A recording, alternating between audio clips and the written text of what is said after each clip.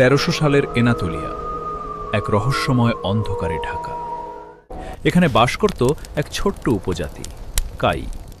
তাদের নেতার নাম ছিল উসমান, এর্তুগ্রুলের পুত্র। পিতা এর্তুগ্রুল মারা গেলেন, দায়িত্ব পড়ল উসমানের কাঁধে। উত্তরে মঙ্গল, পশ্চিমে বাইজেন্টাইন, চারদিকে শুধু বিপদ। কিন্তু উসমান ভয় পাননি, একটুও না। এক রাতে উসমান দেখলেন এক অলৌকিক স্বপ্ন। এক পবিত্র শায়েখের বুক থেকে চাঁদ নেমে এলো তার বুকে। তার বুক থেকে জন্ম নিল এক বিশাল বৃক্ষ। 3টি মহাদেশ ঠেকে গেল। শায়েখ এদেব আলী বললেন, তোমার বংশ থেকে জন্মাবে এক মহাসাম্রাজ্য। 1284 সালে উসমান রাতের আধারে বাইজেন্টাইন দুর্গে আঘাত হানে। শত্রুরা বুঝতেই পারেনি কোথা থেকে এলো এই ঝড়। কিন্তু শত্রু শুধু বাইরে থাকে না। উসমানের চাচা বিশ্বাসঘাতকতা করলেন। সেই রাতে উসমানের চোখে জল ছিল না, শুধু ছিল ভয়ঙ্কর নীরবতা। উসমান নিজেই বিচার করলেন, ন্যায় আবেগের চেয়ে বড়।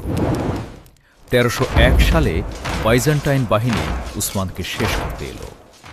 উসমান বেছে নিলেন সংকীর্ণ গিরিপথ। সংখ্যা এখানে অর্থহীন। বাইজেন্টাইন বাহিনী ছত্রভঙ্গ হল, উসমান জিতলেন। সেদিন পৃথিবী প্রথমবার শুনল অটোমান সাম্রাজ্যের নাম। বছরের পর বছর যুদ্ধে উসমানের শরীর ভেঙে পড়ল। মৃত্যুশয্যায় শুনলেন বার্সা জয় হয়েছে।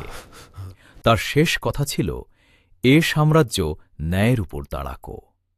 তারপর নীরবতা। উসমান আর নেই। উসমান মারা গেলেন, কিন্তু তার স্বপ্ন মরল না। 1453 সালে তার উত্তরসূরিরা জয় করল কনস্টান্টিনোপল। 3টি মহাদেশে ছড়িয়ে পড়ল অটোমান পতাকা। শায়েখের সেই ভবিষ্যৎবাণী সত্যি হয়ে গিয়েছিল। সবকিছু শুরু হয়েছিল একটি ছোট্ট উপজাতি থেকে, একজন মানুষ থেকে। বড় স্বপ্ন দেখো এবং সেই স্বপ্নের জন্য সবকিছু দিতে রাজি থাকো।